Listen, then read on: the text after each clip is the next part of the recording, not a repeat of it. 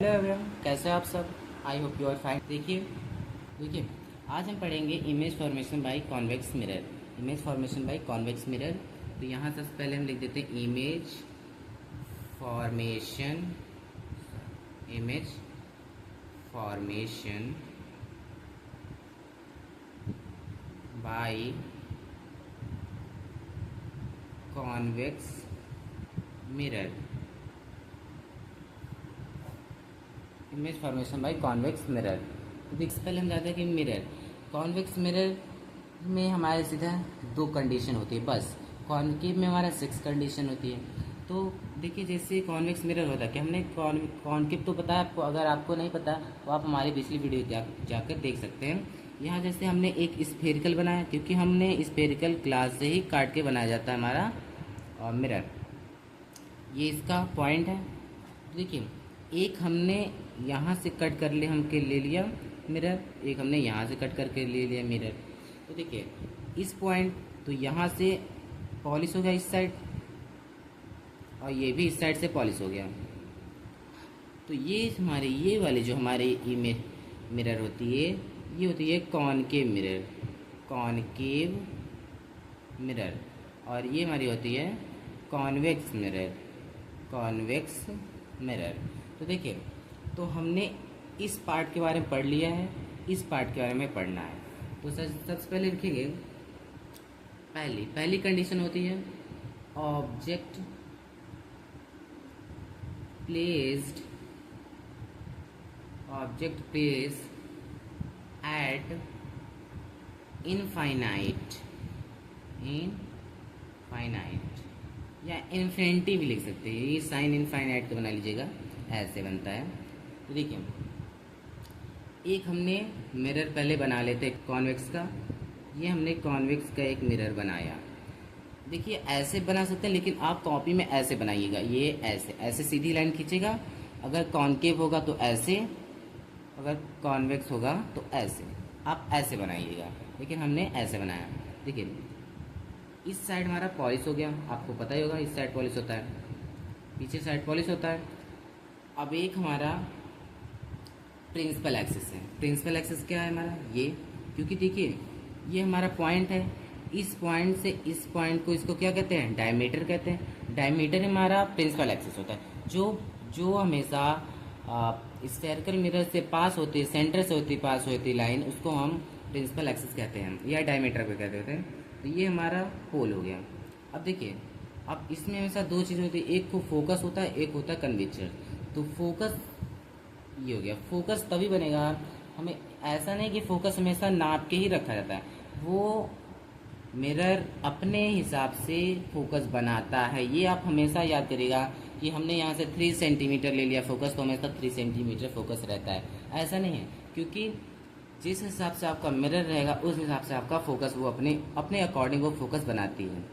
जितना पोल और फोकस की डिस्टेंस होगी उतना ही फोकस का और कर्वेचर्स की बीच की डिस्टेंस होगी। यानी कि हम अगर ये F1 इसको मान ले और ये कर्वेचर्स हो गया, तो कर्वेचर्स को हम F2 भी मान सकते हैं। तो ये सेंटर ऑफ कर्वेचर्स हो गए। अब देखिए जब हम लिखेंगे, यहाँ लिखा गया object place at infinite. Infinite मतलब क्या, जो काल्पनिक, मतलब कल्पना कर सके, देख ना सकते हैं, उसे हम इनफाइनाइट कहते हैं। तो मतलब हिंदी में इनफाइनाइट को बोलते हैं अपरिभाषित। जब हमने इनफाइनाइट से एक रे भेजा, ऑब्जेक्ट रखा इनफाइनाइट पे, एक रे जाएगा पैरेलल, और जब भी पैरेलल लाइन जाती है प्रिंसिपल एक्सिस से कोई, तो वो हमेशा क्या होती है, फोकस से पास होती है। हमने कॉनकेव में भी पढ़ा है, आपको आप देख सकते हैं पिछली वीडियो। और पहली बात तो होता है कि कॉनकेव मिरर जो होता है वो कन्वर्जेंट होता है। कन्वर्जेंट मिरर मतलब कि वो हमेशा ऐसे होता है, इस साइड से। और जो हमारा कॉन्वेक्स होता है वो डाइवर्जिंग होता है, मतलब इस साइड से ऐसे। मतलब अगर ऐसे रहेगा तो ऐसे आता है, कॉनकेव में हमेशा ऐसे आता है, और कॉन्वेक्स में हमेशा ऐसे चला जाता है। तो ये हमारा पहले क्या होता है कि डाइवर्ज हो जाएगा। डाइवर्ज होगा तो कहाँ जाएगी, फोकस से। तो देखिए डाइवर्ज होगा तो ये नहीं कि, ये मतलब नहीं कि ऐसे ही फोकस चलेगी, नहीं, ये इधर डाइवर्ज होगा, और डाइवर्ज होगा तो कहीं मिलेगा ही नहीं, तो इमेज क्या होगा, बनेगी ही नहीं। इसलिए हम इसको क्या करते हैं कि पास कराते हैं, कहाँ से, फोकस से। देखिए फोकस यहाँ से ये बात है कि जितनी दूरी फोकस और पोल की रहेगी उतनी ही दूरी आपको कर्वेचर्स और फोकस के बीच से लेंगे। देखिए अब हमने यहाँ से एक लाइन पास कराया और सेकंड लाइन कहाँ से पास कराएंगे, सेकंड लाइन हम पास कराएंगे इन्फाइनाइट। देखिए इन्फाइनाइट मतलब काल्पनिक, इन्फाइनाइट से एक जब रे आई यहाँ से पैरेलल जाएगी और दूसरी लाइन कहाँ से, वो भी हमारे इन्वर्टर्स। देखिए इस बात को समझिए आप ऐसे, ये हमारी एक स्फेरिकल मिरर है ना, अगर कोई भी रे भेजेंगे, कोई भी इन्फाइनाइट से रे जाएगी तो वो ऐसे आएगी और कर्वेचर से चली जाएगी। ये सेंटर से पास होगी, सेंटर से पास होगी भाई, क्योंकि इन्फाइनाइट से आ रही है, कहीं से भी जाएगी। इन्फाइनाइट यहाँ से आएगी तो वो भी सेंटर से ही पास होगी, यहाँ से आएगी तो वो भी सेंटर से ही पास होगी। और जब भी सेंटर से, आप ऐसे सोचें, अगर इस साइड से पास होगी तो इस साइड से वापस इस साइड से पास होगी तो इसी साइड से वापस तो आ सकती है। अगर मैं इस साइड से रे भेजूंगा तो ये अगर यहाँ कुछ लगा दूँ मिरर तो ये क्या होगी, वापस इसी साइड से चली जाएगी, क्योंकि सेम अगर लाइन होगी तो अगर इस साइड से भेजेगा, अगर एक बात समझिएगा, इस साइड से मारे टॉर्च या इस साइड से मारे टॉर्च एक ही लाइन पे तो जाएगी। अगर इस साइड कुछ रख दिया तो ये टकरा के उसी एंगल पे वापस चली आएगी। तो वही बात यहाँ भी समझिए कि जैसे अब हमने एक, अब कहाँ से लेंगे, ये हमेशा कन्वेचर से चली जाएगी, तो ये लाइन हमेशा कन्वेचर से कहीं से भी पास कराएंगे वहीं पे भी इमेज हमारी बनेगी। तो हमने कर्वेचर से पास करा दिया इसको, ये लाइन आई कहीं से और वे हमेशा कर्वेचर से चली गई, कर्वेचर से चली गई। अब देखिए हमारी लाइन अभी कट नहीं करे, इसलिए हम इस वाली को, इसको हम बढ़ा देंगे। अब देखिए हमारी लाइन कट कर रही है, हाँ कट कर रही है यहाँ, तो ये जहाँ भी कट करेगी वही हमारा क्या हो जाएगा, इमेज। इमेज हमारी कहाँ बन रही है, फोकस पे, क्या बन रही है, फोकस पे। अब ऐसे समझिए कि सर आपने ऐसे ही कैसे शब्द से पास करा दिया। अगर हम ऐसे यहाँ से पास, कहीं से भी पास कराएं आप कहीं से भी, अगर सेंटर ऑफ कर्वेचर से आप इनफाइनाइट पे पास कराएंगे तो इमेज हमेशा फोकस। अगर मान लीजिए यहाँ से आप कराएंगे, मान लीजिए यहाँ से पास कर, यहाँ से जब पास कराएंगे तो ऑब्जेक्ट भी तो उतने ऊपर रखेंगे, जब ऑब्जेक्ट ऊपर उतने ऊपर से जाएगी तो वहीं कट करेगी फोकस पे ही, कहीं भी आप रख दें।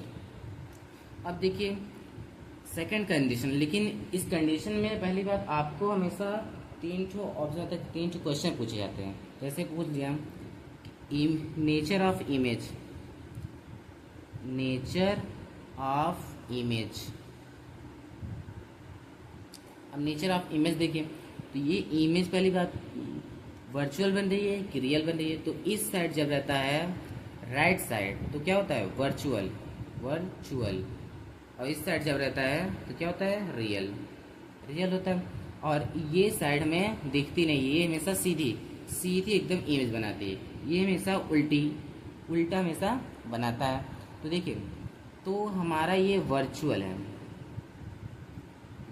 है और इरेक्ट है। इरेक्ट मतलब सीधा बन रहा है ऊपर साइड, तो इस क्या हो गया, इरेक्ट, वर्चुअल एंड इरेक्ट। और सेकंड क्या है, सेकंड हमारा ये हो जाती है साइज क्या है, इमेज की साइज कितनी है। जब भी कोई भी अगर फोकस पे अगर इमेज बन रही है तो उसका साइज क्या होता है, पॉइंट साइज। क्या होता है, पॉइंट साइज। यहाँ लिख देंगे पॉइंट साइज डिमिनिश्ड।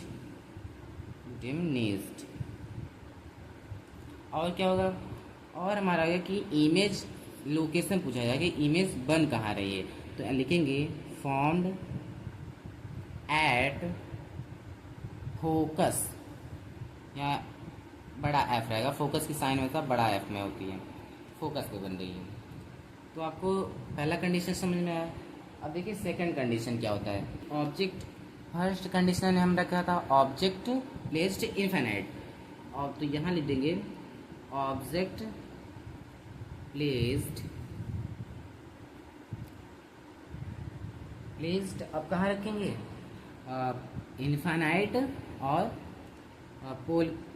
पोल के बीच। Object place between